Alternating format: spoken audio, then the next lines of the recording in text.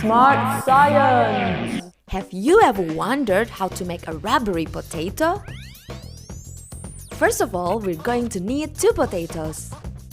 We peel them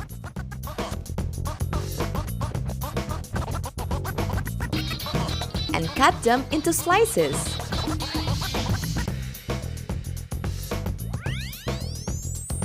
Now, we divide them into 2 separate bowls like this. Next up, we pour water into each of the bowls so it covers the potatoes fully. After this, we pour a small bowl of regular table salt into one of the bowls, but leave the other without. Now, we leave the bowls for an hour or 2. When we come back, we look at the bowl with plain water.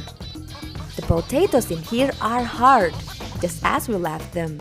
But when we check the bowl with salt, the potatoes are rubbery and bendy. A chemical reaction called osmosis has happened here. It has drowned the water within these potatoes out and into their salty surroundings, leaving us with these cool rubbery potatoes. Nice one!